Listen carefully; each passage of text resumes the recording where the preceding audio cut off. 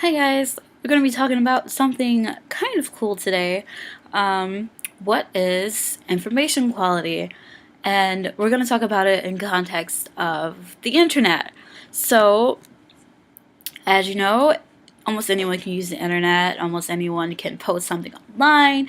I mean, we've seen this on YouTube comments and trolls and all those awesome things. But we're going to talk about information quality and a little bit of why it's important and an example of that.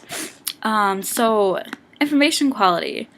So digitizing data has become way more easier than it's been, let's say, in the 70s or 80s, I think would be more accurate. And this made a lot of information available, but that doesn't necessarily mean that the information is true. And like I said, it makes it much more easier to post things online, and the threshold has definitely been lowered. So 5 things that are kind of important, 5, to information quality is accuracy, the what and how, authority, who, objectivity, why, currency, when, and coverage, what and for who. So the example I'm going to talk about today is WordPress. So WordPress is kind of like a blog website but instead of being like a traditional blog site, it sort of formats your own content into a website, so to speak. So users have complete control of what they post while making a very professional looking website. Let's take a look at how it actually works. Alright, so here's the getting started page. You just put in your email address, username, password, and a few other key things, and you're all set to go.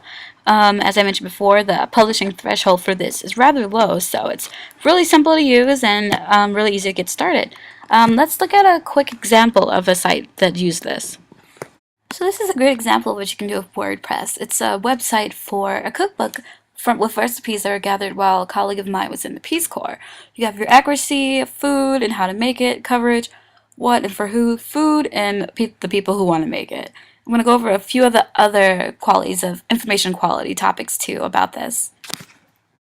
On this page, you have the authority, objectivity, and currency points for information quality. You have who wrote it, Jonathan Myers, why he wrote it, and also when. So this website is just a cool example of how information quality can be done well through self-publishing and how that's just not always seen. But this is a great example. Alright, you guys, so that was a physical example of information quality and how the publishing threshold has been lowered and to be important with certain self-publishing websites such as WordPress.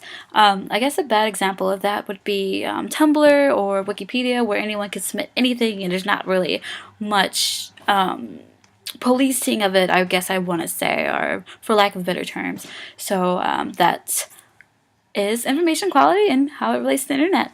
Thanks.